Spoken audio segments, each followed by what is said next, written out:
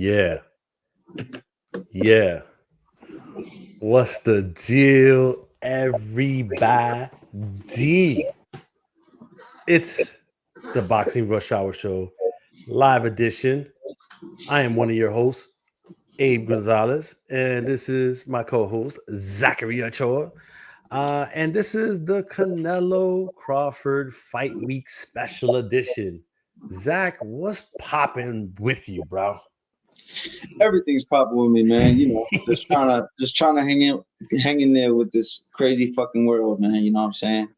Yo, shit is wild, man. And Peace to that guy. yeah. I mean, listen, it's some wild stuff going on in the world, and now we have we're in Canelo Crawford fight week, a lot of other stuff happening, and Canelo meeting right now. yo, we're gonna definitely get into it. I'm trying to go into my home page here and repost this. Yeah, I think I'm just gonna go somewhere else for this. Hold on, give me a second. Yeah, I'm gonna listen. It's been kind of a wild week in regards to just like current events and just the Canelo Crawford, for the lack of a better term, the buzz has been there. I don't know if it has enough of Not that cranked. crossover I don't think he buzz. cranked. I don't think he cranked. Not You like know, that crossover shit. He ain't cranked. yeah. I mean, so I don't know. Like I'm gonna see, but we are in a world where like it cranks late. Like I like the ceremonial weigh-in is like at 6 o'clock Eastern. So PM? what's that? PM? Yeah. But they weighed in already, you know what I mean? So, but the Yeah, I know that. ceremonial, they're trying to get, people coming out of work and all that, and to tune in and stuff like that. I think that kind of messes with a little bit of the mojo of the fighter, but Yes, we'll, it we'll get does. into that. Yes, it Uh, does. let me see. It does. Zach, what's good, man? Talk to the people real quick while I pop this off on X.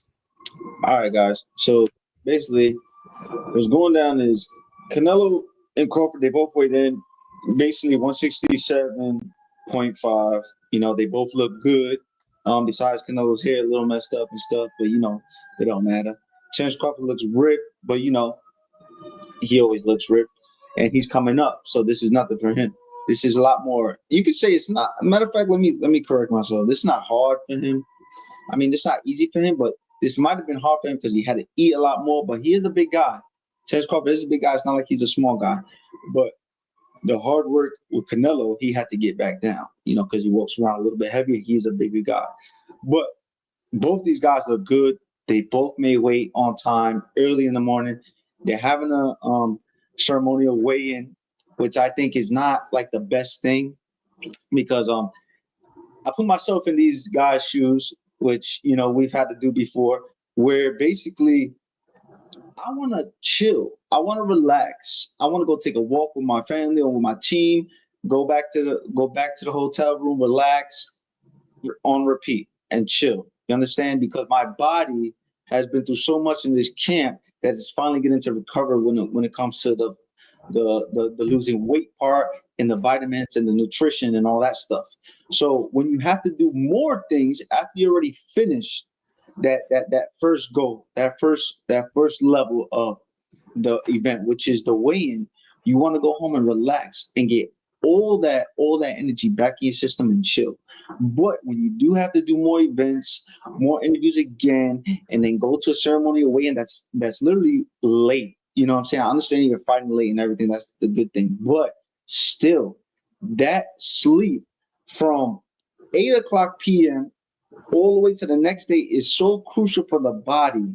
It's so crucial for the body. It's the two worlds between you being sharp and sluggish the next day, even though you're napping the whole day, maybe, if you can. You understand?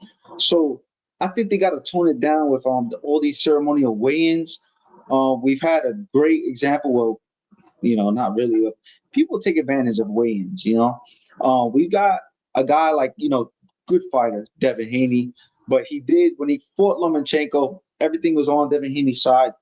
He made Lomachenko weigh in. They weighed in super early in the morning, and he gave him an over 24-hour rehydration for Devin Haney, which he weighed probably like 165 that night. You know what I'm saying? Maybe 162. You know what I'm saying? And Loma didn't weigh anything close to that, you know? So there's a lot of advantages for fighters, but a lot of disadvantages. But when it comes to this whole ceremonial stuff, I think it kills their rest. And when you kill rest, it kills sharpness. When you kill sharpness, it kills performance in the ring. When you kill performance in the ring, it kills the ratings on the next fight. And when you kill the next ratings on the next fight, it makes the views go down. And that is not good for the sport of boxing. I believe they need to let these athletes be athletes like they do in the tennis games, where they go. I learned from Brian, my stepdad, where they go, they get two days of rest, and then they finally go back in there. That's what I think. No, listen, everything you said is all facts. And I would say that and Steve Kim usually says is that the weigh-ins have been weaponized. You know, he says that a lot. You know, and so depending on who you are, it can be used as a weapon. But we're gonna tap into more about that a little later on the show. Let's go quickly into some of the news before we get into some of these other fights for this weekend. Early in the week, Floyd Mayweather Jr. and Mike Tyson was announced that they will be fighting in the spring of 2026. Now, before I get your comments on this, right? Words have meaning, and the way messages are shaped also have meaning. So I say that to say this: when they do a fight announcement now, September, for a fight, and they put in their spring of 2026, the first signal that comes to me is that they don't have a venue, they don't have a location, and they don't have like a distinct platform, even though the platform that has signed to these guys is some sort of network. But excuse me, I don't think that they have, basically, in a nutshell, they don't have the funding yet. So this is kind of like old school Don King style. I don't know if most people know, but when he was doing Ali versus George Foreman, he made that fight without having the money that he promised them. And so, he obviously he eventually got the money, right? But I think it's something like that, where they might have either promised them the money or gave them an advance, within their own funding, in hopes of generating enough buzz about the fight to get an outlet to say, oh, well, let's put that on our platform. We're going to give you $100 million. Now you just recouped whatever you gave them up front, and then you still have back end, to finish paying them. So on the business side of things, I think that that's what they're leaning towards. But as far as it happening and it even being a thing, bro, like what are your thoughts about all of that? Well, I like how you compared, Don King and when he had the two fights when it came to Frazier and Ali. That's exactly what happened. Exactly what he did. He's very smart, man, confident, man, and he had a lot of backing back in the days. They saw a lot of cash. What I can say is the typical, Floyd stuff. Shout out to Floyd, but it's not the reason why they put it to that date of 2026 is because it's not a definite thing. They know it might not be definite. It might be something ready, but why not do it right now and interrupt Canelo-Crawford's weekday? Try to squeeze off of them. Why not interrupt Gervonta Davis, Jake Paul, and try to squeeze some notoriety and some views off of them? Why not do that? I mean, I get it. They'll say to respond. If I'm Floyd, I'll say, why are you saying that? I don't need them. I don't need them. This and that. Well, basically, at this point of your career and Mike Tyson's career, you would need them. You would need these audiences that are supporting these current events that are about to happen right now, because they have the platforms and they have the fans that are present of this day. You guys have the fans that are back in the day. You understand? So obviously, it's all tactics. Like we was talking about weaponizing weigh-ins. You weaponizing fight promotions, bro. You know what I'm saying? To take people's buzz, take away, water down their shit. The wine is so good. They're like, so it's like, oh man, let me put some water in there. Let me get some of their stuff. You understand? But the fight happening itself, I wouldn't want to see that fight. I wouldn't want to see that fight. It wouldn't be a fight. It'll just be an exhibition. It'll be some fun stuff. It'll be cool, you know? If they play it cool. Now, if they're like, oh, this whole thing, theatrics and movie, WWE stuff, it's super corny. But if they go in there like Ali did with the exhibitions with the other guys and having fun with each other, I'm gonna knock you, I'm gonna beat your ass playing around. Then that's cool. Then that's fun. Everybody will watch that. But on a serious tip of fighting, no. Let's stick to what's right now happening this Saturday in real boxing world, and that's Canelo Alvarez versus Terence Crawford.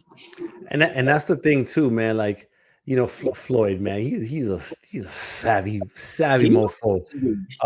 He knows. He saw Tyson look like he was boxing in quicksand in November, and he was like, well, yeah, like I could just even with Mayweather's old legs, he could move around enough to where he will never be in real danger from like I'll talk about none. When you talk about none. Like yeah. So shout out to Dose Boxing, shout out to Boxing and Barbecues. Put all your money on Terence Alvarez fight weekend. Yeah, no kidding, right? I tell you, man, it's something. like? Hey, come on, talk to us. Yeah. No, I don't want to get into that. I don't want to go knee deep in. We're gonna get into that because there's some surprising shifts of odds with that. So, all right, listen. So Mayweather Tyson, it's gonna happen. Maybe not. 2026. We shall see. Now, Saturday, right? We're not talking Canelo-Crawford yet. Lewis Crocker versus Patty Donovan 2 for the IBF welterweight title. Now, their first fight a few months back ended on a controversial note where, listen, it's weird, right? Because give people a little bit of background. Like Patty Donovan is from like a certain part of Ireland, and where they were fighting is another part, and there's like territorial stuff where they don't mess with other parts like that. So he went in there, and right from the start, like he wasn't getting a fair shake. Referee was all over him. Any little punch was barely hitting like the belt line. He was calling it low blows. And so, it all got frustrated. And then finally there was a moment where the bell rang and the punch landed like right on the bell. And then Lewis Crocker just like, took this knee and fell down and there's all this. And they stopped the fight and they DQ'd Patty Donovan. So that was for the IBF. It was an eliminator, I believe it was. But now that Boots vacated, this is no kidding for the belt. I think Patty Donovan is going to come with a chip on his shoulder, although he might have some personal stuff building. He missed the birth of his second child, I believe, during training camp. Hard. That's hard. That's hard. No joke. I don't know where his mental is. You know what I mean? And so I still think that he is the better fighter than Lewis Crocker, but they're stylistically, it was like really cooking. It was starting to cook that first fight, and then it stopped. This fight, he's like a minus 600 betting favorite. But what do you think about this fight and some of the things that I mentioned about the psyche, and will it play into the rematch? No, it can. You know what I'm saying? I think it's good because when you have a controversial first fight, the second fight is always bigger. You understand? Now, will it live up to that? I think so. And when it comes to the psyche factor of like his second child being born, I think it's second child being born, that's big. The reason why it's big is because like you got your wife there, like FaceTiming you, and you're not there, and it's all sad, and you don't want to hang up the phone, and you're up with them all night. You literally on the phone all night. LED, these lights in your eyes, that affects you big time. And then you're stressing, you're like, damn, man, I wasn't there for my child's birth. Now I got to go harder. Maybe you might overcompensate, take that frustration out in the fight, and it might backfire on you. You know, understand? But in all, it is good because it does bring drama to the fight. Yeah, and listen, and I'm gonna tell you, I've seen it firsthand. Being on deployments where military members, missed their kids' first steps. Having their first child, second child, whatever. I've seen what that can do to somebody, mentally, and then you being so far away and can't go back home to see them. You know what I mean? So I can only imagine, him being in training camp and not being able to. And that's a choice he made, though. That's a It choice he is. made, right? This is what And you do. Your so sacrifices for your family. now that kind of tells you though how important this fight is to him. You know what I mean? And so Canelo, let's talk, real quick. His wife just gave birth a couple weeks ago. Yeah, he showed up for it. You know what I mean? He left camp, I guess, and showed up for it. Yes. Two different situations, but kind of similar. I don't know. I mean, you know, Patty Donovan, he's looking at this as an opportunity to become a world champion, and that's hard. That's not easy to come by these days. And I think he's going all in. How do you see the fight playing out? The fight with Patty Donovan and Crocker. Yeah, Eesh.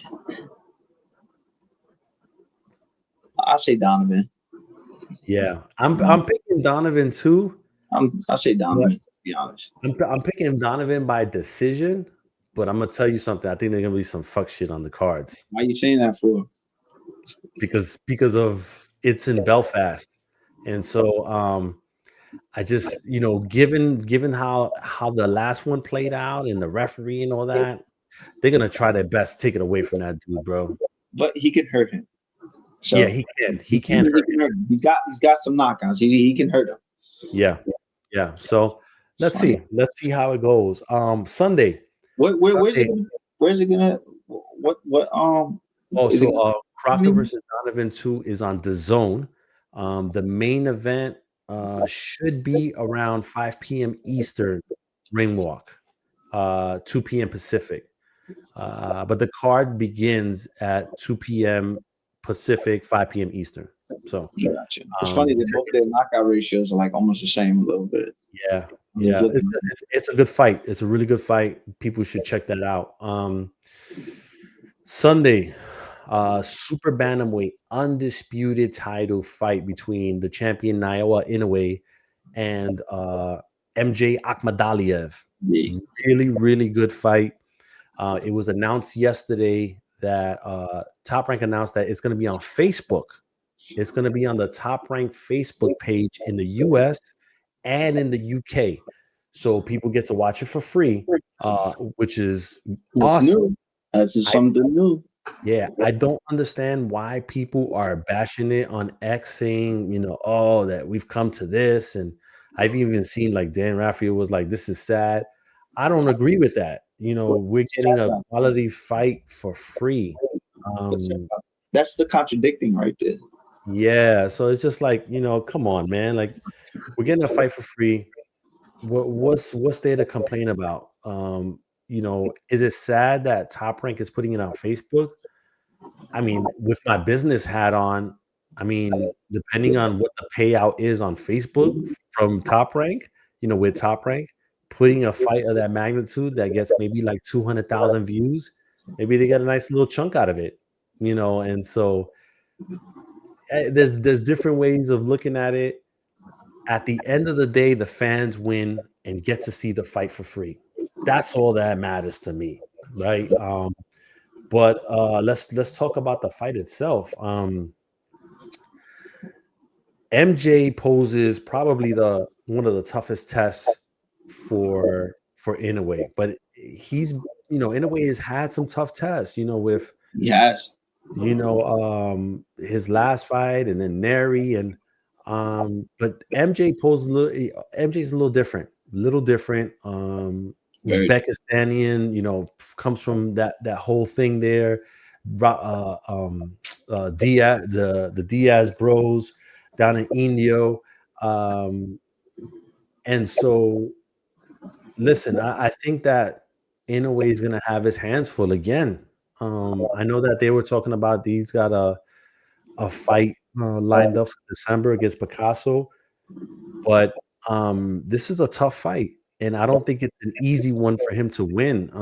What are your initial thoughts on Inoue versus MJ? As soon as I think about this fight, I think about their feet, bro. As soon as I think about this fight, I think about their feet. They both have good feet. They both know how to punch at all different angles. That's what I like about this fight. We're gonna see who has the better feet, but then we're gonna see who has the better timing because they both have good feet. So who's gonna time each other better? Who's gonna use the feints? Who's gonna throw each other off just a little bit more? I don't know. The feet are going to be huge in this fight. In the way, his feet are always in position to punch. No matter what it is, he's always in the right position to punch. Then MJ, sometimes he can switch and punch on the switch a little bit, almost like Bam can do. You Yeah, know what I'm saying? So it's really interesting for me. And Diaz, he's done a great job with MJ. I've seen these guys like when they were in like Brooklyn, like in King's Theater fighting and all that. Like he and MJ is pretty good. But anyway, man, getting hit by that guy is tough. You yeah, understand? But anyway, does have more experience than MJ. But don't let that fool you. MJ is in the gym and he's been in the gym working hard. And he's got world experience as well. You understand, from the amateur level and all that stuff. And the Uzbek guys, they're pretty tough too. So yeah. And check it out. Like, I think that in a way, like his team might have been preparing for this moment for a while now. And I say that because if you look, he's fought like consecutive southpaws in his last few fights, right? And MJ is predominantly southpaw. So I think that they've been, and Junto Nakatani is a southpaw too. So I think that they've been kind of preparing for this moment, you know, throughout the last couple fights. And I think, listen, MJ, the key for me for MJ is going to be his left uppercut that he jumps in and throws, right? Because Inoue has that high guard, but sometimes he has that middle open. So when uh-huh. MJ comes in and jumps in with the uppercut, that might be a punch that lands for him. On Mm, the flip mm. side, on the flip side, MJ keeps a wide guard on the southpaw stands and sometimes throws wide punches, especially the left. I think for Inoue, the body punches and the chest punches is going to be the money shots for him. If he can develop that early, I'm thinking that late in the fight, like rounds 9 or 10, he's gonna hit him with a right hook to the body, and MJ just might just go down and not get Wow, up. that's a really big prediction. To be honest, that's actually a good prediction. How I saw it is, I see Inoue going to the body very well. I see MJ having really good success. I'm talking about Yeah, really good success in the beginning. But Inoue comes in shape. They both come in shape. But who's really the sharpest when they're tired? Inoue's sharp. He be showing he's super sharp when he's tired. MJ might get a little sluggish. A lot of those Uzbek guys, they fade over the fight, even though they're tough. They do fade and get a little sluggish. And I see Inoue landing a good straight left to the chin, mm, dog. Bad. He might catch him right here with it in the beginning of the fight, and then he gonna blast him straight down the pipe. And he might just get a flash knockdown, get up, and finish the fight, and then win by decision anyway. yeah. And speaking of flash knockdowns, I think Inoue might take a quick flash knockdown He this fight could too. too. He could too. He could take a nice flash knockdown, get hit like you said with the good uppercut, take a knee, get up. MJ might get a little carried away, waste his energy, and then in a way starts fucking coming. Yo, listen, man. Anyway, is a problem because he's been in like Mahomes with Tom Brady. He's been in with Benito Denier, dog, and that shit is real. Twice. That twice, and that's Benito Denier above the hill. But guess what? It's still Benito. He's learned a lot from a lot of these fights. Yeah. Yeah. Absolutely. Absolutely. So listen, it's gonna stream on the top ranked Facebook page, I think at 4 in the morning Eastern. I'm watching it. They're gonna do 3 fights total. So it's gonna be 2 fights before the main event. So should be a good card. Yeah, yeah. I think it should be a good card, and we'll see what happens from there. All right, listen, we're gonna quickly move on to the fight that we're here for, Canelo versus Terence Crawford. Now, for anybody that wants to, shoot in and give their prediction, or you don't have to have the camera on. The link is on the YouTube page, pinned at the top, at AG Boxing. Hit the link, talk your shit, and you can leave after that. You know what I mean? Thanks for the reminder. Dope Boxing. Roman Chocolatito Gonzalez returns today. He's fighting in Nicaragua, if I'm not mistaken, or one of those places, and in Central America. And I don't know what his future holds. I think he's not going to fight until next year after this. But yes, Roman Chocolatito Gonzalez will be fighting later today. We'll be fighting Ben Rodriguez in a giant big fight. Okay. Yes, I just don't know if I want to see that or not, because I don't. Yeah, I don't. I know that they had like a monumental classic sparring session, but now that you look at it, that's almost 2 years ago now. Yeah, that's not.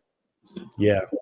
So listen, if you want to talk your shit, the link is pinned at the top of the YouTube page at AG Boxing. You come in, talk your shit, come out, all good. All right, if you want to do that.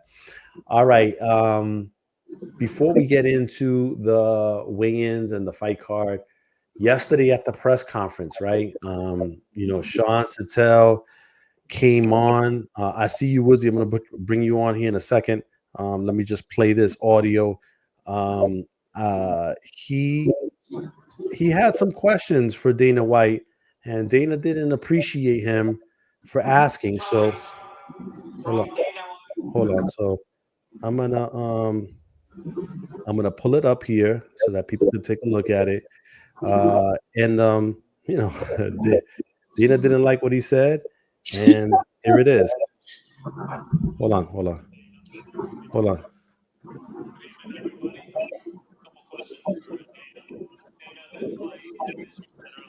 Can't really hear it. Yeah, can you hear it? Not too much. Okay, hold on. Good evening, everybody. Questions for Dana. Dana, this fight, as you said earlier in the week, is Now we set to do. be the highest gate in combat sports history. The second biggest gate you've promoted alongside Mayweather McGregor.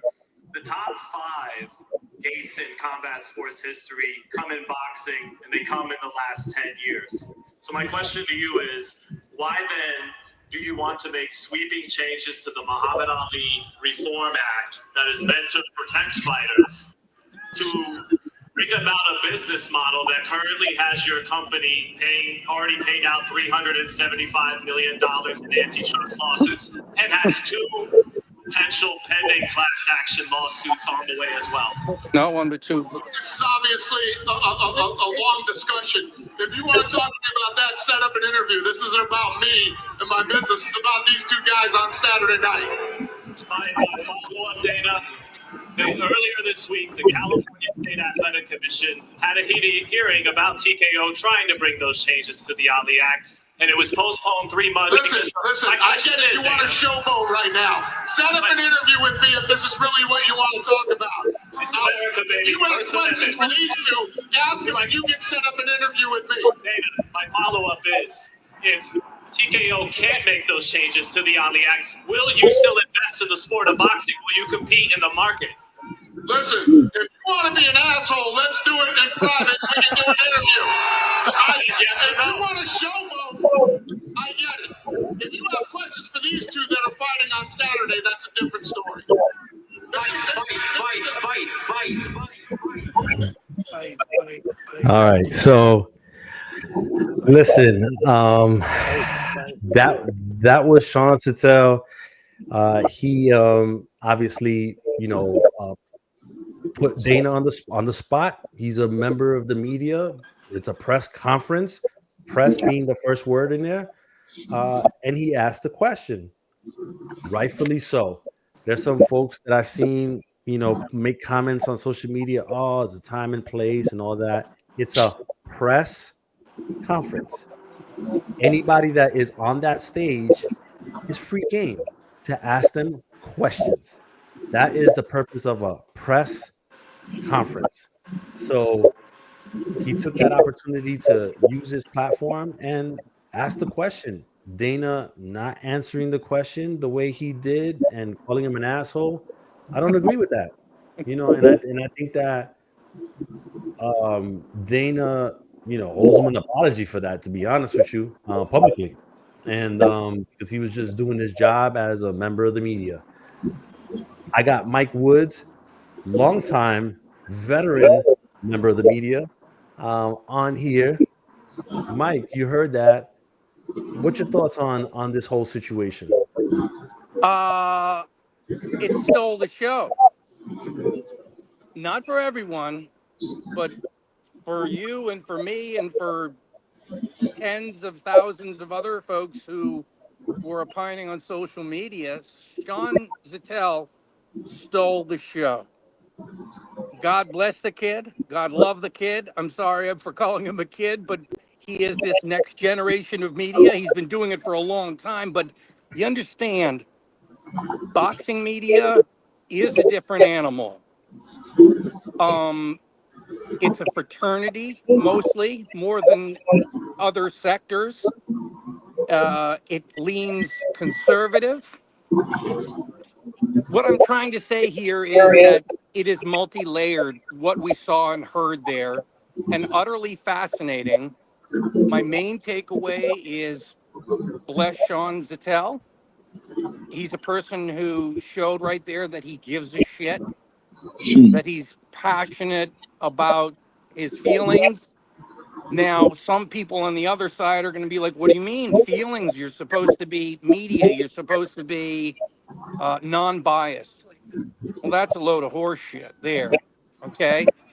Up until the time where they do replace us with the robots, and that's probably coming by 2030. I think Turkey is probably working on that fucking now.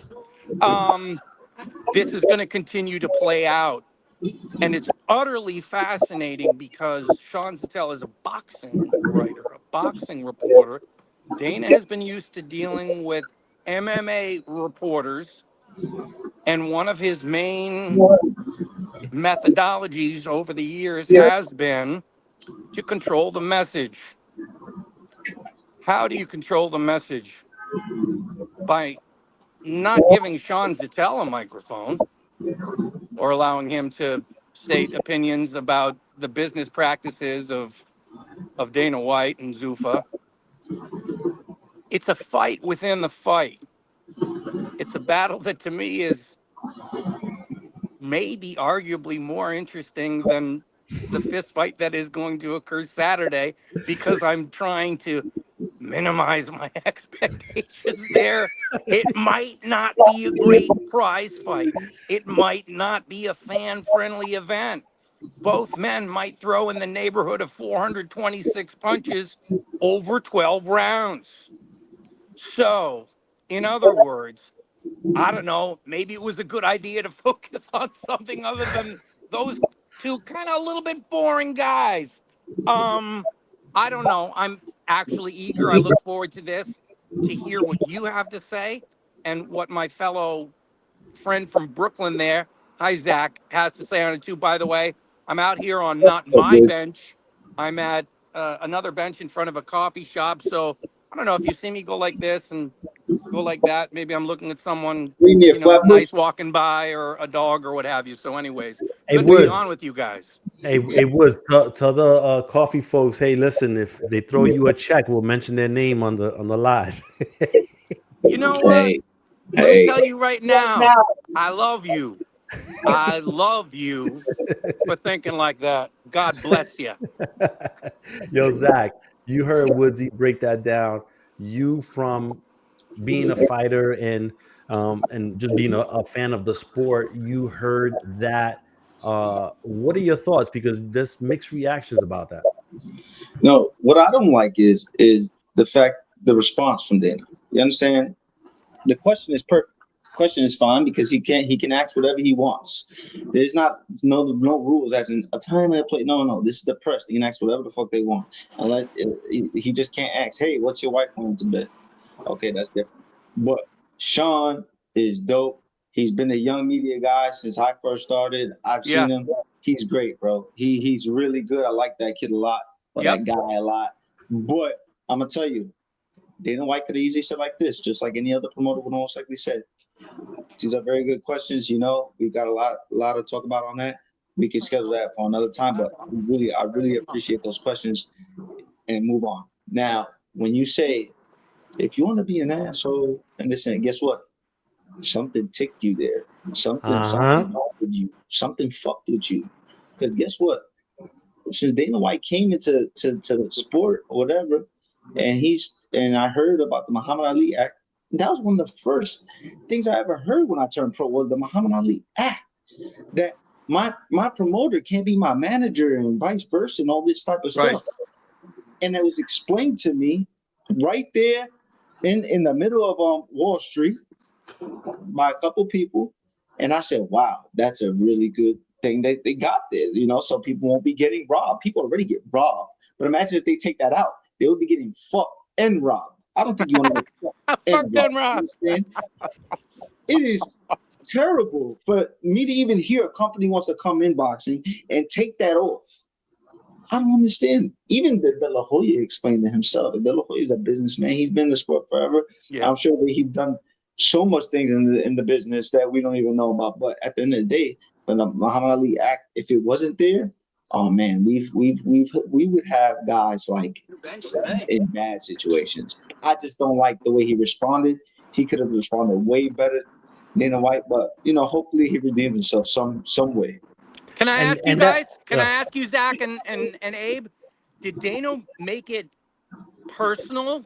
He called the guy showboat twice, and he said being an asshole.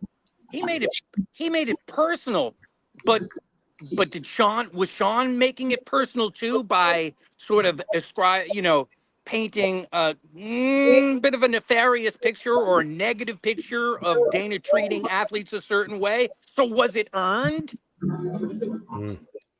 Well, you know, the example that he used Yeah, is public information, right? You sure. know, and it was a fact, Sure is. not an opinion. You're You right. know, there was a lawsuit. They did have to pay X amount because of the lawsuit. Yes. Not an opinion. That's a fact. And so when you're shaping a question, and I'm not saying this because you don't know this, I'm saying Yeah. it for the people that don't No, I know, know. right? Yeah, for sure. When you're shaping, no, because you know some folks be like, oh, he's trying to, you know, upstage Woods. What it is, that's not it. No, When no. you're shaping a question and you're using facts to support that question, it takes the personal out of it for the most part. I would say It should. it should. And so what Zach said makes all the sense in the world. He could have deflected and said, hey, listen, that's a great question. Something that I would prefer not to answer on this at this time because we're Right. trying to focus on Canelo and Crawford. In a But more but- respectful way. And I guarantee you, Sean would have said like this. Okay, now about the fight, Possibly, yeah. maybe, Yeah. maybe not. I know. Yeah. Sean Zattel, hold on.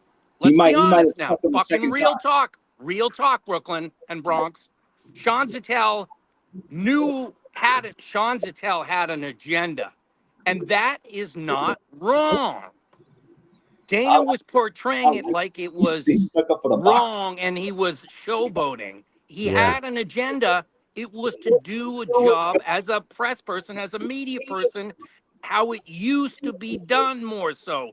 This day and age, Dana is used to what? Dick sucking. Excuse my language. Yeah. Max Kellerman Oh, blowing him. yo. Oh, Blowing him. Okay? What did he say? Glaze? Right The word now. is glaze now? And No, Sean no, no. Zattel was not doing that. We can talk Yeah. about that. Yeah. There's a Let's talk lot about that. there's a lot of glizzy glop. A lot of layers here, right, boys? I'm gonna tell you something right now. Listen. Yeah, I listen. When you have the best fighters in the world in our time right now, they're about to fight each other. When you have them both cringing at what you're saying, then Yeah. you know what you're saying is bullshit. How dare you come on a boxing platform? Max Kellerman should know this out of everybody. You know what I'm saying? Yeah. He's been in the sport for years, forever. But when you're getting a big check, hey, smack down the ass, you better go say my name out there. He's gonna promote. It's like he's the promoter. It's almost like Max Kellerman is the promoter. for the Canelo told him promoter. to shut the fuck up in so many words, by the way. Basically, yeah, because it's like, how are you He did. comparing this promoter who just got into boxing, Yeah. barely into boxing, his toes are wet. You know what I'm saying? Zach, all Zach, the Whitey's going to tell promoters. you that he's been in boxing way back since 2005, though. Or since Get the the fuck out 90s. I'm of sorry, here. since 95. You had- That's what you White would tell you. No, this is not true. Listen Okay. to me. He has not been sitting ringside No. at the fights during the Showtime boxing days, during the early HBO days. None of it. He's been they in went his to the after lane. parties. They went to the club because he's getting into the MMA stuff, and he bought the UFC and all that type of stuff. But guess what? You're comparing boxing to UFC. There needs to stop being a boxing and UFC comparison. They've had so many interviews. These people, Terrence Crawford's getting interviewed by guys that are MMA guys. Leave the shit out of it. It is a circus that I fucking do not like. And no disrespect to the MMA guys. It would basically be like us boxers, we're coming into the MMA and we're gonna diss the way you guys fight, because we're gonna say we're gonna knock you guys out because we hit hard with our hands. Disrespect. And vice versa. Now listen, speaking of that and message control and stuff, you Yeah. know, there's I put it out there because I'm like, you know, is the energy, I'm just checking the temperature. Is the temperature still out there for Ring Magazine and Boxing Scene beefing over credentials and stuff like that? I was just like, you know, I haven't checked my mentions yet, but I'm sure that the temperature is still out there. But you know, listen, Eric Raskin wrote a great piece. I understand what he's saying. You know, it's messed up that they denied Lance Pugmire and a couple other the vets because of what. Who else did they deny, Abe? Do we I think know? Jake Donovan, I think Okay. too. And so listen, Spilling tea. there's two multimillionaires having issues, and it's playing out around them other than with them together. So do I really care too much? No, I'm mentioning it because it's part of Fight Week, I guess. And so but no, yeah, it is part of Fight Week. is. It's part of you making your living in what you do and how you try to do it. It's fucking huge. Yeah. Now, to outside of us, it's not as huge, but we are media, and so. But it is interesting how the Zettel thing did take over. Not everyone is media, but everyone. I'm going to say everyone, casuals even, were interested. No, not casuals. Fans of both sports were very, very interested in that moment. That was the most interesting moment of that press conference. Yeah. So have that, make that what you will. I don't know. Exactly. And when you got Terrence Crawford about to fight Canelo, they're about to kill each other Saturday, supposedly. I hope so. When you got Terrence Crawford saying to Canelo, responding to Canelo saying facts, he ain't lying about what Canelo was saying about it's not bigger than boxing. Oh yeah, come on, man, you got to tone it down. Max is just do what you're supposed to be doing up there, and none of the, you know what I'm saying, it's too much. By the way, what is White supposed to be doing? What is he doing? Is he selling the fighters or selling himself? Is he selling himself, Zach? Is that because that's what? Come on, now let's veer into the real talk of what people are saying. People that are not liking White as much, they say he makes it all about him way too much of the time. There's an argument to be had there. Listen, maybe he doesn't want to get into boxing. Maybe he just wants to get the promotion right now and then get more views onto the UFC and then pull out. Maybe. What were you saying, Zach, about the book? Hit the folks up. Thomas G. Shout out to Thomas G. I got my book. It came in a couple of days ago. You know what I'm saying? And it's fire. Look at this. It's a hardcover. You know, I'll be opening it a little bit, but you know what I'm gonna do? I'm gonna be putting this in the living room on the nice table where nobody's supposed to touch it. Put the Rolex on top of it, or maybe a gun, and that's it. Wait, what are you gonna put on it? A gun. Maybe you're gonna roll some. Maybe you're gonna roll some weed on there, bro. But a gun? Oh shit! I don't do that. No, you don't do that. All right, listen. All right, we're gonna get into Canelo versus Terrence Crawford. Abe changed the subject real quick. We're gonna. Wow. We're gonna get into the undercard a little bit, but the weigh-ins happened earlier today. The ceremonial will happen at 6 p.m. Eastern, 3 p.m. Pacific. Okay. Both guys came in at 167.5. Yep. Zach, you saw the video. I'm gonna go to you first. Any initial thoughts of what you saw when they stepped on the scale? I saw Terence Crawford.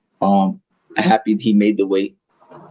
He was happy he weighed the weight because they probably thought he was basically saying to himself that they think I'm probably gonna come in real small, and he came in right on the dot, which that can be an advantage or disadvantage for him. You understand? Floyd Mayweather came in light when he fought those heavier guys because he wanted to just be faster and fight at his natural or more natural weight, just a little heavier. So we're not sure. I saw Canelo happy he made the weight because he needed to make the weight, and it wasn't easier for him as opposed to Terence Crawford, even though he had to eat more. But they both look solid. I see both their muscles. They look like they tested for this fight. They look good. They don't look like extraordinary, like on steroids and all that stuff. Like Thank you, Zach. Good call. Good call. Healthy. They look healthy, and they look in supreme shape, and they look limber. It's almost like Canelo looks a little bit more looser than Crawford, because Crawford did gain, but it's because we're not used to Crawford looking so big like this. So we'll see. All right, Woods, I don't know if you got to see the video, but just hearing 167.5 on both ends. I know Jamel Charlo came a little lighter for his Canelo fight. Even Roy Jones when he fought was it Ruiz, and he didn't come in that big, just a bit over 199. Yeah, it was like right at 200 or something. Mm-hmm. So Crawford choosing to go this route, even though we kind of know that he's been training like at 180-ish for the past like 12 months already, and not training at a lower weight, which could be a big difference in his performance in a good way. What are your thoughts on hearing those weights and coming into fight night? I'm gonna answer the question by posing a question to Zach. Zach, what if it was you, and for the past X amount of months, you have been training at 180, not near your natural previous weights or what have you? How advantageous is that? Does it matter? Is this going to be the best Crawford? I'm going to preface it by saying I have questions whether it will be. He is older than Canelo. He is 37. You could argue that he has more or less miles. I think he has less miles on him because Canelo's been fighting since he's 15 as a pro. We don't know Canelo's But I think Crawford has deteriorated a little bit more as far as reflexes go than has Canelo. What I'm saying is both men have deteriorated from their peaks of 4 years ago. Sometimes that can result in a better fight, right? Because they're closer in skill sets are closer now. I don't think that's going to happen. I'm veering around here a little bit, but I'm coming back to what my perception of not today at the weigh-in, but yesterday at the press conference at the end when they're facing off. Canelo turns to Crawford and they do a stare down, and then Dana White breaks it up. And then Canelo looks at Terence, puts his left arm around him and shakes his hand. And I read in between the lines, maybe too much, we shall see. But my reading in between the lines is, we are businessmen. We are doing a deal here. Me over here, I'm going to make 100 million. You over there, behave and you do the right thing and everything, you're going to make 20 million. And there is no contract. I don't think. But read in between the lines, maybe. And if it plays out and that polite, gentlemanly pace occurs, and they're throwing 31 punches around for a while, you might say to yourself, maybe Mike Woods was a little bit right. Maybe Canelo was thinking ESP telepathic wise.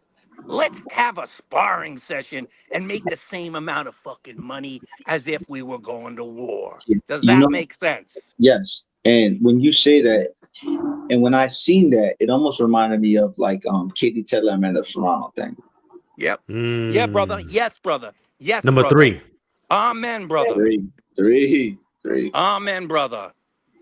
Never Yeah. seen anyone happier to lose than Amanda Serrano. 0 for 3 against Katie Taylor. But guess what? Wealth was accumulated. Mhm. Are we being cynical here? No, because you guys are both laughing, not telling me like, Woods, you ain't wrong. I mean, and you know, it's funny because I don't know if you remember Woods, Yeah. when the fight was initially announced as official, I had told you, you know, this could be a stinker. And you told me, by the way, years ago that this was going to happen. Yeah, I 3 said, you know, years ago, you told me. I said this could be a stinker, and you said, oof, maybe so. Yeah. So expectations Yeah. temper them. Now, getting back to what we said before about media and the role, is that my role? Should I be saying that? Guess what? I'll answer it for myself. You fucking bet it is, because I'm not a fucking paid shill. Now, I can shill a little bit when you pay me right. Let me be honest here. I ain't no, right? I can fucking shill. But in this situation, I am not. And Sean Zattel is not. And that is not what the fuck he was there for. And that's not what the fuck I'm here for. And but you guys do. Yeah, and let me tell you, yeah, it's interesting. And listen, for those that don't know, fightsatw.com is a website, and Mike Woods wrote a piece about how Crawford Canelo might be giving Mayweather Pacquiao vibes, which is Holy shit, I what was thinking about that. which is what we're talking about here. And he's kind of referencing a little. So fightsatw.com. Mike Woods has the piece there. Shout out to the Dog Pack channel. He said Canelo gonna stop Crawford fraud. Oh, okay. Damn, that's Okay. big. That's damn. Okay. Okay. All right. I hear you on that. All right. So yeah, a lot of different stories surrounding that. I thought that they, you know, both look good, but I do feel like Canelo, it felt like it was a little harder on Canelo to make the 167.5 than it was on Crawford. Crawford made it. He seemed like he just was like, okay, cool, I made it, hit the mark, I'm out of here. Canelo kind of he seemed just a little bit rough, but we shall see how this all plays out. This guy said fraud for the resume, brother, and all the overhype on Crawford. He hasn't This beat person is anyone. not expecting too much. Good for them. That's probably smart. Yeah. Listen, and look, I mean, we're talking about it, so let's get into the betting odds, right? So hard, strong money coming in for Crawford. So right now, Canelo's a minus 175 favorite. Crawford is at plus 140, and that's just on the money line. Now, check this out. Canelo by decision plus 125. Canelo by KO plus 380. So for that comment there, I would probably bet Canelo TKO if you're feeling that way. Now Crawford by decision is at plus 210. And then Crawford by KO TKO is at plus 850. So there's a lot of plus money out there. A lot of plus money out there.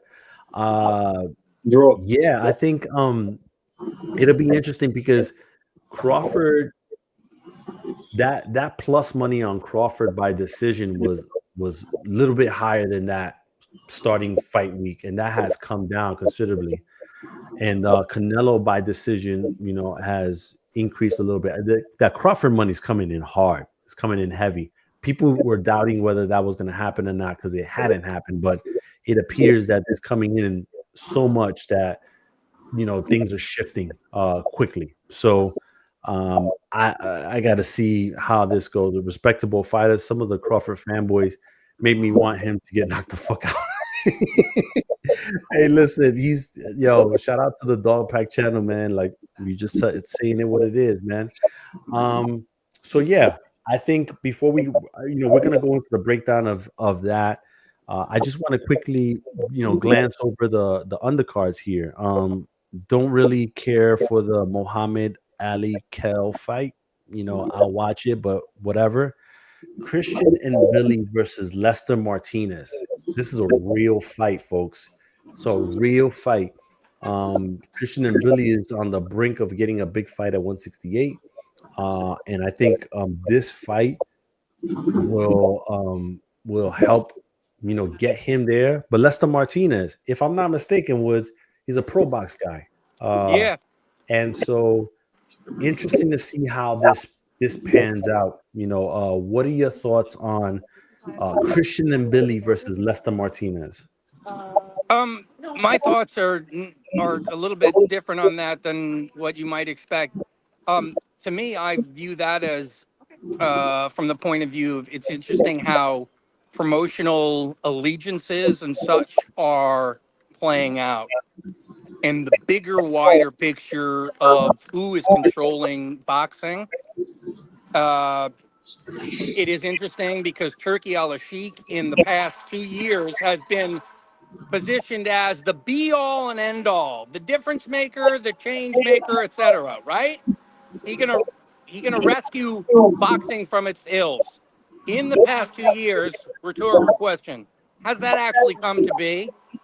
Have the best been fighting the best across the board in the past? The answer is no. So that is how I look at the sort of the undercard. This undercard is a little bit different, strange, and weird because this is more so for me to build up Dana. King Callum Walsh. The king is here, they say. Motherfucker, the king. No offense, but he's not the king. We're gonna get into You that know one, what I but mean? Harley Race is the king, and there are other kings, but Callum Walsh, man, you still a prince, bro. You still a we're gonna prince. get into that. So are you, it's being built up, and is it all that, or is it fucking a little excess hype? I'm a little cynical on this, is what I'm trying to say. Does that all make sense? Yes. Probably not. No. I don't really care that much about that fucking fight. So that's what I boil it down, Woods. Come on now. I don't really give a shit about that fight that much. Yeah, I Sorry. like the fight. Yeah, I Zach, know. Yep. Zach, And you should. Zach, hit me with the and Billy Lester Martinez. What's the deal? I mean, I haven't really watched on Lester Martinez too much, man. You know what I'm saying? I don't really see him too much, but in Billy, I don't know. I got money on him, Billy. Forget it. Yeah. I think I think this is gonna be they stylistically they mesh well, and so I'm expecting that this will provide the pound of flesh that Mike Woods always seeks. Yes. I think this would be the one. Now, let's move into what Mike Woods touched on: Callum Walsh versus Fernando Vargas Jr.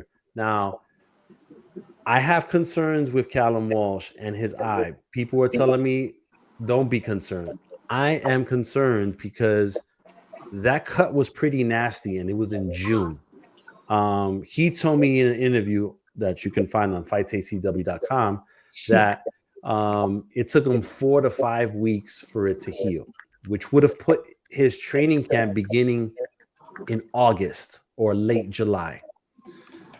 Now that's what 5-week camp for this fight. Tight. Very tight. It's a tight window.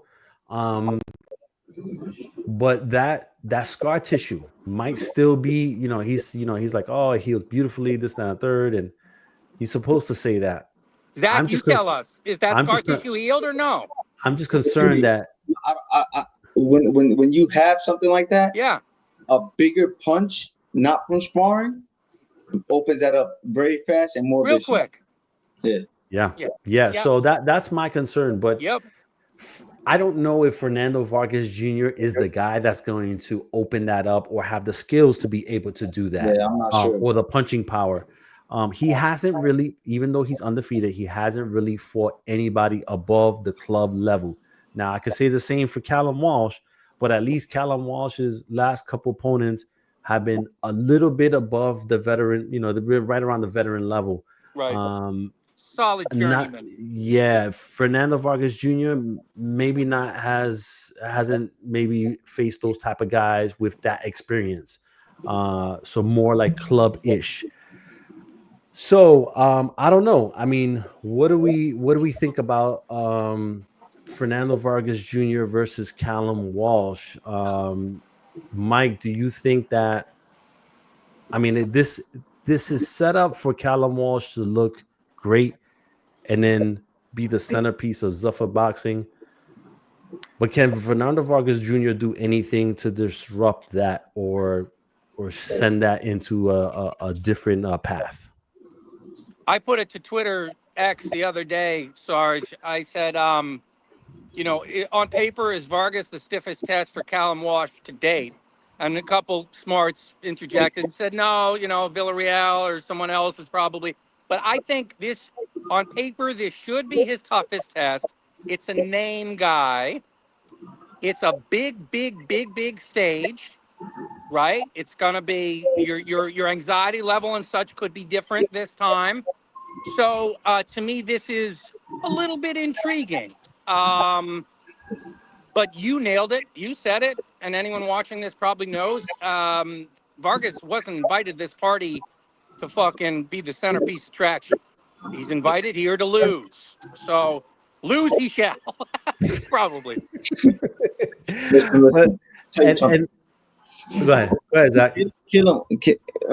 Walsh, he's fought the better guys than Vargas. Yeah. Understand? Okay. Yes, he Before, has. before I wasn't really too high on the Vargases, you know what I'm saying? Because of, they're just riding off their dad and Mm-hmm. all these kids had it all when they were young and everything like that. But Right. when they start fighting and they're fighting more, you gotta start respecting them because now they're in the sport. They're under those lights. You understand? They're and they have to train and they know their dad's on their ass. So you gotta respect them and I like them. So basically, Fernando Vargas, if he comes in and has been training differently with his dad, different tactics, his dad. Mm-hmm. Yes, listen to his dad. His dad's been in there and actually getting different sparring partners because you don't want to be sparring the same guy just for your Mm-hmm. content. Walsh has experience. If you see, he's been fighting guys with winning records his last 5 fights. I'm sure, maybe. And Vargas, he has not. So it's not going to be an easy place for Vargas. But if he does overcome it, it's going to be a good win for him, and that puts him in the category where his brother is right now, as in something maybe promising. Maybe, Right. you know what I'm saying? Maybe can make some good money fights. Who knows? Yeah, and listen, I think that this is, obviously this is all set up for Walsh to be the centerpiece of Zuffa, right? And Mm-hmm. to be like, hey, this is the guy that's going to carry the torch. And if anybody thinks that I'm lying about that, when Zuffa was introduced with Sella and TKO and all that, they had a little like montage video, whatever that played before that, and the first person you see was Callum Walsh. So that is all something, this is built towards that. Callum, I asked him about the pressure. I asked him, listen, this is a different type of event. You're going to go into the biggest event of your career. And, there's pressure for you to beat this guy. And, he acknowledged it. He said, yeah, I'm supposed to beat this guy. If I can't beat Fernando Vargas Jr., then I shouldn't be in the prime position to face anybody worth noting. Fair right? enough. And I respect that. I respect that he's saying that. But Yep. when I asked him about the cut, he was like, listen, I don't care if one of my legs was cut off, I'd hop to the Canelo-Crawford fight. So he wasn't going to miss this opportunity for nothing. Yeah, man. And shout out to the cops or the ambulance that are driving by. Bob, I thought they sorry were about on that, holiday. guys. Will you go have your heart attack somewhere else? Come on now. Damn. All right. Hey, listen, we're gonna get into the main event, right? Canelo Alvarez versus Terence Crawford. We got the odds. The fight itself, we have to look at it. Zach, when it comes to Terence Crawford, what are you looking at? What are you trying to do early in the fight, and what is it you want to accomplish later on? Don't move too much. Take small good steps around the ring, not all the way around the ring. Make sure when your feet are set, you're set to punch. Go to Canelo's body, do a lot of good feints, and be prepared for the middle fight. The middle fight, as in the round 6s to 12. Yeah. You understand? So put in some good work. Make Canelo frustrated a little bit. When Canelo's frustrated, his endurance gets a lot more lower, very more quickly. But if he invests with good jabs to the body, little hooks to the body, goes around, doesn't let Canelo get on top of him, but doesn't run either, then he's got really good success. Yeah. Now, Mike, you've seen Canelo his whole career. Some say that his no, yeah. I'll just say that, some say that he hasn't really fought, or I think it was Bomac hasn't fought differently at all the last, few years or whatever, 10 years or whatever the case may be. Kind of fights the same type of fight. If you're Canelo, do you do anything different early, or do you stick with the Canelo-ism, which is to kind of plot and Mr. try to cut off UD12, the you ring? mean? Is that who you mean, Mr. UD12? His last 6 fights? Listen, Yes. no one out there today amongst any of the pros does better at. I can't hear you, Woods. Good. Woods, I can't hear you. I can't hear you, Woods. He's on the block, bro. Yeah, Woods. I can't hear you. He's just, I can't hear you, Woods. Canelo has taken There from you the go. Mayweather. I didn't hear anything you said the Pace. last 15 seconds. Oh, fuck. Go ahead, I'm not even Woods. I don't even know what I said. That's No, why I was pointing no, to my ear. listen. What I'm saying is Canelo is like Floyd. He will dictate tone and pace, and it will be a slow fight, and it will be slow rounds, and Crawford will not agitate and rise to it. Crawford had a little bit more trouble with Sean Porter than I expected a few years ago, and that's when I said, okay, he is A grade. Who doesn't have trouble with Sean Porter? Come on, man. Yeah. Listen, when it comes to this fight, there are a couple of moments that I think that, or a couple of things that I can see potentially swaying the fight one way or the other. With Canelo, he does this thing where he'll lunge with a looping left hook to either the body or the head.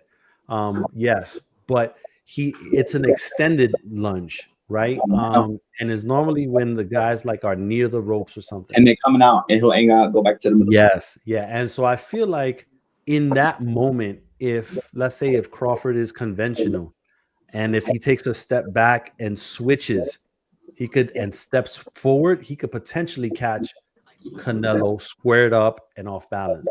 Does he have the speed for it? No. That is the question. Does he have the speed at this weight class to do that? And then for Canelo on Crawford, I feel like there's moments where Crawford does some combinations and he has his hands low and he's squared up a little bit too much. And when he does that, if he gets a little overconfident, and Canelo has those high guards and he's wailing away at Canelo, can he bring his hands back fast enough to where Canelo catches him with a counterpunch? Or I should say, can Canelo be quick enough to get him on a counterpunch while his hands are low? Those are some of the things that could potentially change the way the fight plays out. But I think what Mike Woods said before is accurate. The first 3-4 rounds, probably not exciting in the Bob Arum voice. Quite very tactical. A lot of data collecting going on here. A lot of data collecting. And we're not talking about, files. We're talking about dial-up internet. Yeah, bro. AOL dial-up. Dial-up. Little slower than files. So listen, you see the sparring. You didn't see the sparring, but they were sparring against Duran Ennis and Canelo Alvarez. I watched it even though you're not really seeing anything, but if you're a fighter, you know what it is. Ready? I hear sounds and I see feet. They're crazy for even showing that because real boxers and trainers, everything, they're gonna see what was going on. Maybe they clipped it, they reversed the clip it. I don't know, but the way it went was Javon was on his ass a little bit, and Canelo was just on the ropes, taking some shots, maybe working on his defense and getting hit with some shots. But you don't work on your defense with Javon. And then Jaron Ennis was on his back foot, and Canelo was throwing some shit. So what happened? You know what I'm saying? What really happened? Maybe Canelo was taking these in the first couple rounds and then started stepping it the fuck up round 6, 7, 8, because the maximum those guys will be sparring is 8 rounds. They won't be sparring 10 rounds. I don't think so. So I'm not sure. Yeah. And I mean, and that's key. Listen, at the end of the day, we got this fight. Whether it's a mega fight or not is to be seen. Do you think that and I'm going to ask this to you to Woods? Do you think that the commercial platforms have picked this up to the point where the casual fans all are tuned in, or do you think that the Netflix machine is enough to get the casuals involved? So, great question. You're very astute, and that's why you're on the very short list of people to follow if I want to know what's going on in the pro fight games day to day. Netflix, a couple years ago, I would have bemoaned the fact that all the newspapers are gone. Most of them are gone. And the day-to-day coverage from the columnists and everything isn't there. That has now passed. I have accepted that certainty. So when we compare and say as compared to Mayweather and Pacquiao, are the casuals involved and interested in whatever? No, they're not. However, they will be forced to a certain extent because it's on Netflix. And you and I were chatting about this just yesterday because we are friends and we talk outside of podcasts. And people been watching the last couple weeks the 24/7 type show on Netflix, and a lot of casuals. For it to be number 10 on your most watched shows on Netflix means that an immense number of people, and not just hardcores and not just casuals, are watching it. So Netflix is the game changer, is the immense platform that tells me that, yes, this is a super fight. Is it a super fight in the way that I grew up with, you grew up with, and you grew up with? No. But is it still super and big? Yeah. Yeah. I mean, listen, it's the Netflix machine is real. Like, I got emails between yesterday and today by Netflix reminding me that Crawford and Canelo is happening tomorrow. When I log into Netflix, Canelo-Crawford is the first image I see on the click before you click profile. It's in your face. And they do a great job of making that happen. Serrano Taylor 3 did 6 million live views, or just a little bit under. I'm gonna go to you, Zach, first. What do you think? What do you think Crawford Canelo does live views? Oh my God, live views. We like more than 10. More than 10? Yeah, more than 10. We're talking about girls, not super popular and everything like that. The guys in the girls fight changed. I thought it was some other boxing stuff. That's what's happened with Amanda Serrano and Katie Taylor stuff, in certain areas. But then Canelo, I ran into a guy today when I was outside helping this guy fix his time on the side of the road. He was like, "Yeah, man, I gotta hurry up and get home, man. You know what I'm saying? I gotta get my stuff ready. We're gonna watch the fight Saturday." And he's like a dude that he don't even know really too much about boxing. And he's on Canelo's side, black guy, and he's like, "Man, that Crawford better be connected with that Mexican boy. Better be careful with that Mexican boy." So it has reached the casual boxing fans. Yeah. What do you think, Woods? You think it doubles the Serrano number, maybe triples? Boss, as I was as you were pitching it to Zach, I was saying I like 10, and then I'm thinking no, it should double that number from the ladies.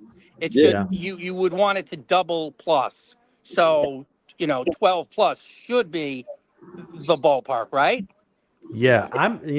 Listen, I'm I'm thinking for the best. Um, 13. I think it's gonna surprise people that this fight reaches closer to 20. Ah, okay, There's a interesting. lot of people talking about it. Was Denzel that? Washington, a lot of people, superstars, are talking about this fight. Yeah, I think it reaches 20. Because of because of like the two fighters that are involved. I feel like Canelo's profile touches the whole Latin America. Crawford's profile not only appeals to fight fans, but it also appeals to athletes in all different types of sports, and there's just a natural attraction there. Maybe because he comes from a small town, and making it to where he's made it. Not many people have. And that's a story that people can connect to more than a little bit. People want to see the long shot make it, even though he's not really a long shot at this point. But you know what I'm saying, like make it from nothing to something type of thing. People can get behind that type of story. So, and I think Crawford brings that, and there's enough folks that are interested in that for them to tune in just because of it. So I don't know. I guess we'll see. We're gonna run down the final decision on who's gonna win this fight. I'm gonna ask you, Woods, first. It's bad. Who wins this fight? It's bad. Uh, got some lines from betonline.ag that I was chewing on earlier. The odds makers basically see this as a 60-40 situation. Canelo favored to win. That makes sense to me from a few standpoints. One is what does the system want? Would the system rather Canelo win or Crawford win? You can make that decision up in your mind. When you're assessing boxing, you have to look at it from all the different angles. What could happen, and then what could happen on the sort of shady side. You have to. It's boxing and it's life, and that's just being honest. I like where the odds makers have said it. 60-40 seems about right to me. I'm going to go in and I'm just going to roll the dice here, and I'm going to say Crawford because he's a little bit more of the pit bull. And if he doesn't allow Canelo to wind him down and fight at that gentlemanly UD12 pace, then he has more of a chance to win. I don't know if he can summon that like he used to be able to. He's 37 years old. That's not young. And you can use all the supplements and all the shit, whatever, to lose weight. And I'm assuming these guys did, right? When we were talking earlier about them losing the weight, everyone's using supplements, whatever the fuck they want. I'm hoping that it's a good fight. I'm going to lay no money, but I'm going to tell you that I'm going to pick Crawford to win. And I'm not backing that with any vehemence because this might be a gentlemanly affair, another UD12, and not living up to expectations if you're hoping for a fan-friendly, great, thrilling fight to watch. Zach, talk to me. What you thinking? Crawford by decision. Ooh. The reason why is because I feel like I explained the other week, Canelo needs to throw more. Pick up your feet. Go get this motherfucker. Come on. Go get him. And Terrence Crawford's going to walk away with the decision. Now, if Canelo does throw more, Crawford's got a problem on his hands. Big. And Canelo could hurt him. Canelo can hurt him. I don't see Canelo winning this fight by decision if he does win. He can only win this fight by TKO. He's not going to outpoint and outbox Terrence Crawford. Okay. Yeah. Now listen, Woods picked Crawford. Zach picked Crawford. Yes, brother. I'm going with Crawford, and I'm going with What? Crawford. Oh, we all gonna lose now. Up for Hold on. 3. What? Okay. Hold on. I'm going with Crawford by split decision. And the reason why I'm saying that is for a few different ones. Split decision because one of the cards will go to Canelo. That is without question. You're not going to tell me Canelo's not losing on all 3 cards in Las Vegas. That's not going to happen. Yes, all sir. right? He's going to get one card. But I think that and this I can't get this soundbite out of my head. Okay. There was a New York press conference, at Fanatics Fest, and Turkey was sitting down there, and somebody said, "This is the biggest fight of the century or of recent years," and Turkey blurted out, "Until the rematch." And I can't get that. Did Hold you on. guys speak on like this earlier? I was like this for no reason because number 2 times. I can't get that thought out of my head. And the other thing is that Canelo had already mentioned that they're talking about either renegotiating or doing a new deal with Riyadh season for more fights. That doesn't happen if Canelo keeps winning because he's going to run out of people to fight. So you do Crawford gets this one. You do the second one.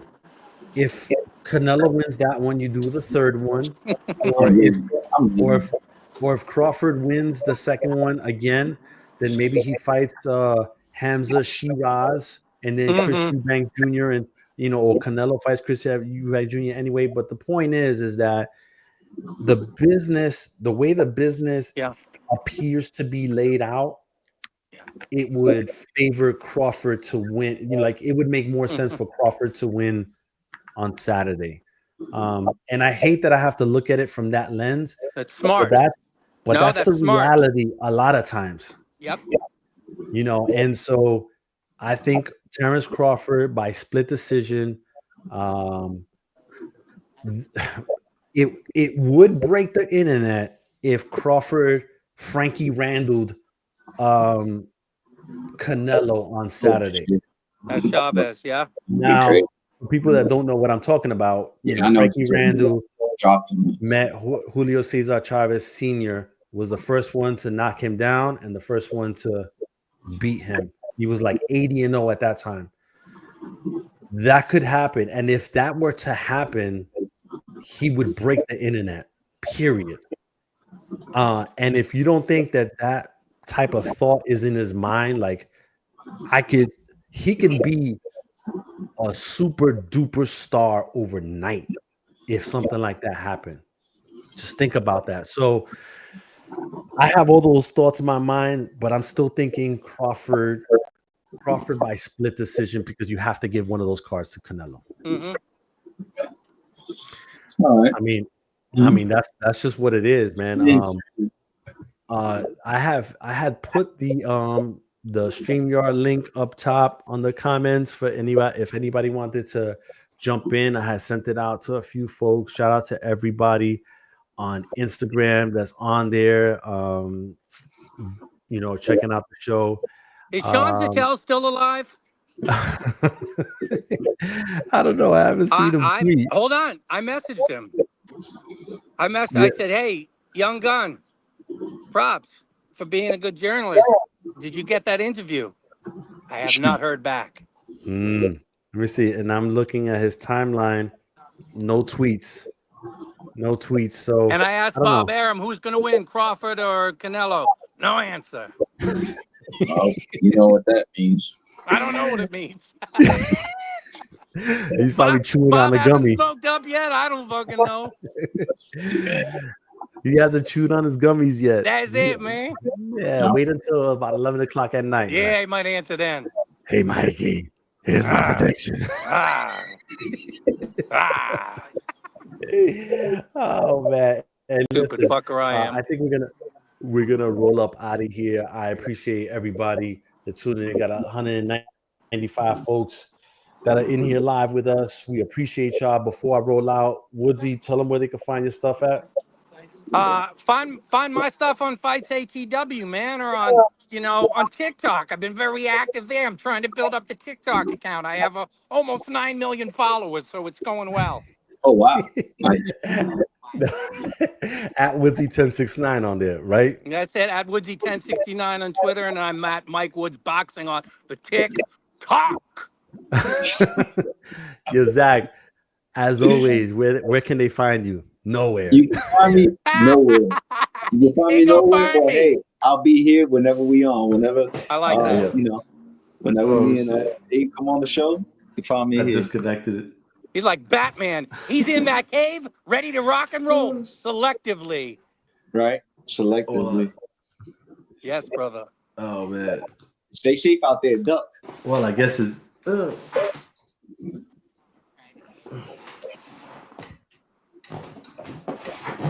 You all right, Sarge? Yeah. What happened? Yo, you hear me now? Yeah, I hear you.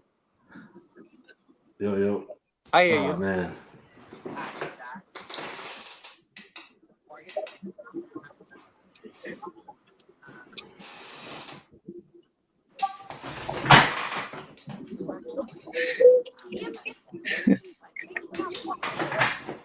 There you go.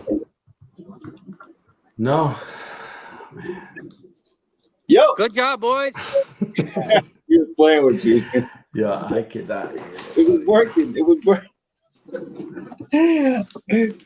Yo, please.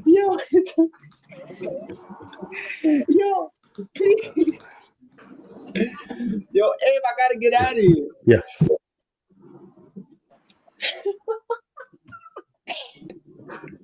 Man, he's had his gummies already. Yo, hold on. Yo. What? I was messing up, man. Yeah, I think it's time to roll. All right, bro. Peace. All right, y'all. Thank you for tuning in. Peace.